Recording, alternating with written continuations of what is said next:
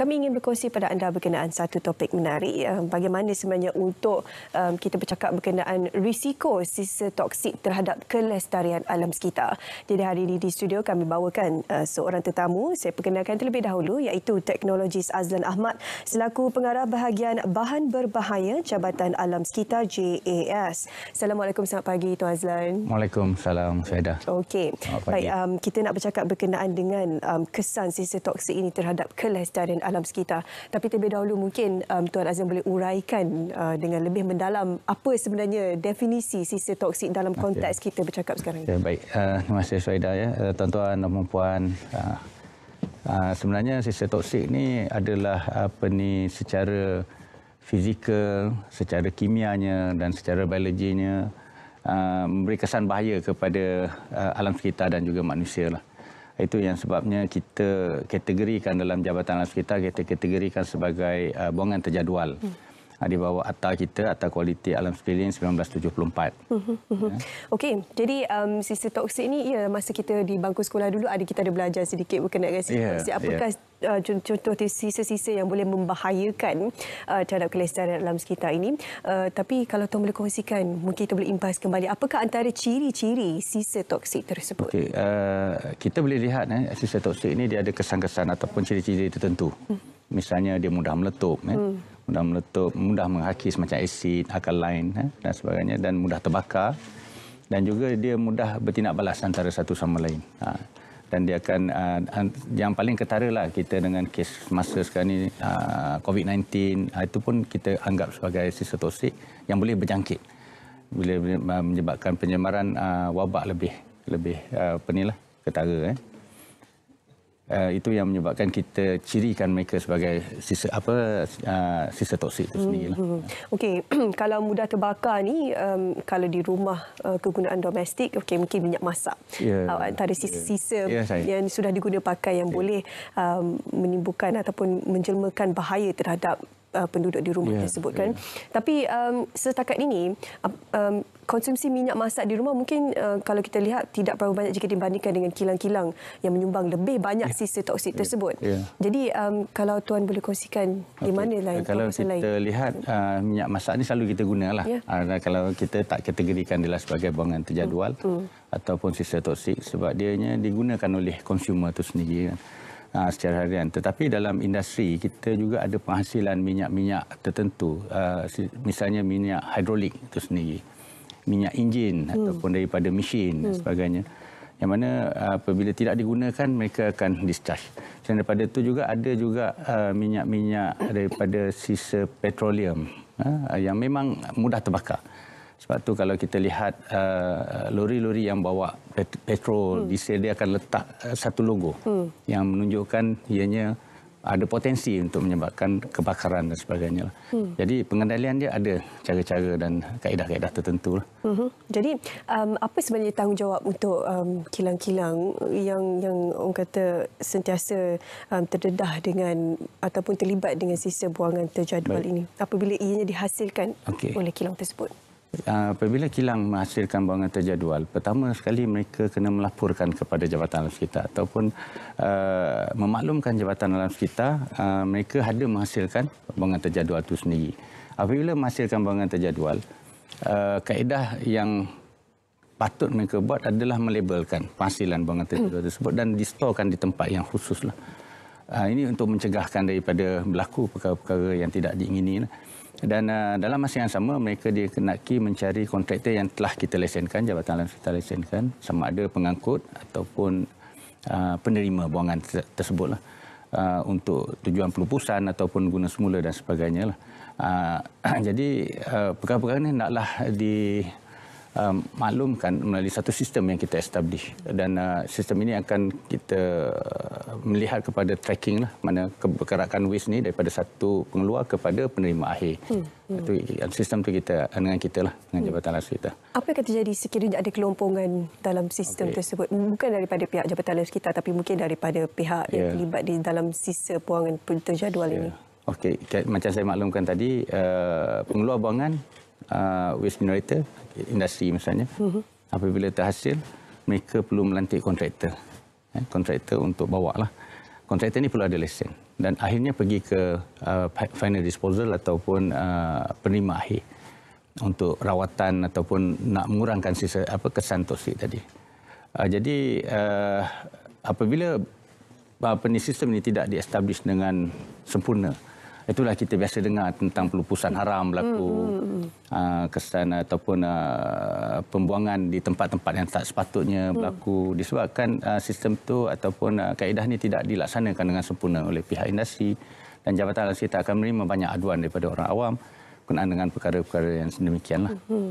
Dan saya kira ada bentuk-bentuk denda yang akan dikenakan terhadap industri yang tidak mengikut proses yang telah digariskan ini. Apakah bentuk-bentuk denda tersebut? Okey, dalam Jabatan Alam Sekitar kita ada peraturan khusus iaitu peraturan kualiti alam sekeliling buangan terjadual tahun 2005. Kita ada compound kat situ.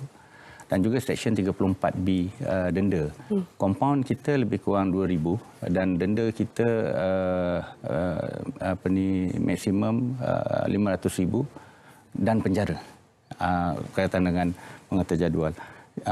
Jadi tindakan-tindakan penalti ini pernah kita ambil kepada mereka yang kita dapati melakukan pelupusan haram. Dan bagaimana dalam satu situasi lain sekiranya terdapat kecelakaan yang berlaku sewaktu proses untuk menghantar sisa buangan berjadual ini kan? Kadang-kadang kejadian macam ini kita tak boleh nak elakkan kebocoran gas ke minyak dan sebagainya masuk ke dalam sungai kita.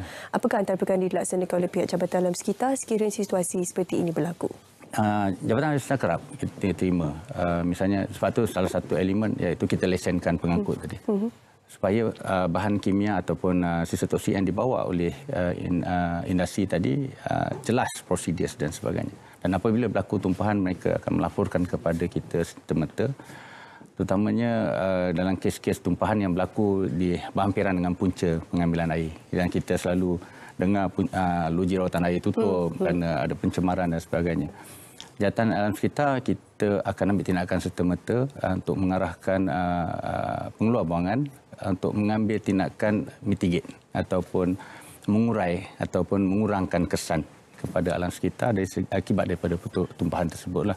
Dan kita akan buat siasatan terperinci dan kita akan beri tindakan-tindakan ataupun mengeluarkan tindakan-tindakan yang tertentu yang memastikan perkara tersebut dapat diatasi dengan segera. Dari sudut penguatkuasaannya, ya, kita ada akta yang menjaga kelestarian alam sekitar kita disebabkan oleh sisi toksik ini. Tapi dari segi penguatkuasaannya, sejauh mana, sekuat mana pihak Jabatan Alam Sekitar mengaplikasikan akta-akta ini terhadap mereka yang tidak patuh? Okey, memang Jabatan Alam Sekitar ambil tindakan yang sangat tegas. Terutama dalam konteks kita tahu pelupusan haram itu berlaku misalnya di kawasan tertentu, kita akan mengenal pasti pemilik tanah misalnya paling mudah. Dan kita akan ambil tindakan yang tegas kepada pemilik tanah, terutamanya untuk mengurai ataupun mengambil tindakan serta-merta untuk membersihkan. Dan juga kita mempunyai hukuman-hukuman yang agak berat. Dan Jabatan Alam Sekitar sekarang ini kita sedang membuat pindaan kepada ATA untuk mengenakan tindakan yang lagi berat, denda yang besar, iaitu lebih kurang 10 juta ringgit pada kesalahan-kesalahan yang melibatkan pembuangan ataupun pelupusan haram buangan terjadual inilah. Ini untuk memastikan bahawa alam sekitar kita terjamin dan tindakan penguasaan yang tegas ini akan membantu kerajaan dalam hal memastikan semua pengeluar buangan mematuhi peraturan kita. Okey, makin hari kita semakin mengejar ke arah kemodenan, lebih banyak kilang industri akan dibuka, tapaknya lebih luas. Jadi ini akan juga secara tidak langsung akan mengeluarkan lebih banyak lagi sisa-sisa toksik seperti sisa-sisa terjadual ini. Dan saya difahamkan sisa-sisa ini tidak berlalu pergi begitu sahaja. Kita ada sebenarnya teknologi-teknologi yang akan mengguna kembali sisa-sisa ini untuk diguna pakai kebaikannya daripada situ. Jadi mungkin Tuan Nazim berkongsikan berkenaan cara kita menggunakan kembali sisa-sisa toksik. Ini sangat menarik sebenarnya. Sebenarnya Jabatan Alam Sekitar kita juga ada, orang kata, untuk melestarikan alam sekitar, kita ada pendekatan-pendekatan tertentu. Kita biasanya menggalakkan industri melaksanakan kita panggil 4R lah. 4R ni iaitu reduction. Kita mengurangkan ataupun reuse, kita guna semula, recycling, recovery. Recovery ini sangat menarik. Kita ada material recovery, energy recovery. Material recovery misalnya e-waste, saya rasa kita pernah dengar perkataan e-waste. Ada material-material yang dalam tu kita boleh guna. Dan Olimpik awal tahun ni lah, Japan menghasilkan medal-medal daripada logam-logam yang terhasil daripada e-waste tu sendiri. Itu contoh recovery. Energy recovery misalnya waste ni boleh digunakan sebagai bahan bakar. Daripada bahan bakar tu kita boleh menghasilkan energi. Biasa kita dengar teknologi waste to energy misalnya kan. Itu salah satu pendekatan. Dan juga dengan kaedah 4R ni kita dapat mengurangkan waste dihasilkan.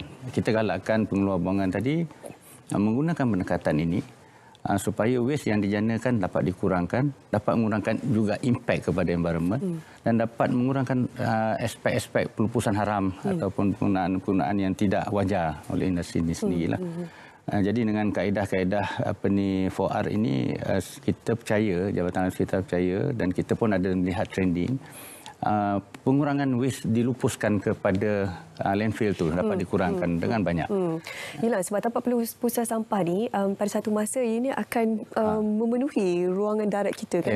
Seperti mana sisa-sisa pepejalan lain sama juga diguna pakai untuk sisa toksik. Jadi apabila ini digunakan kembali, recycle, kita guna kembali, ia akan mengurangkan tapak pelupusan tersebut. Jadi itu peranan dimainkan oleh JAS untuk kita sama-sama melestarikan alam sekitar dan juga menjaga dan juga mengawal sisa-sisa toksik yang dikeluarkan oleh kilang-kilang yang ada di Malaysia. Jadi mungkin sedikit ringkas harapan daripada Tuan Azlan sendiri selaku daripada Jabatan Alam Sekitar tentang penggunaan sisa toksik dalam kita melestarikan alam sekitar ini. Okey, baik.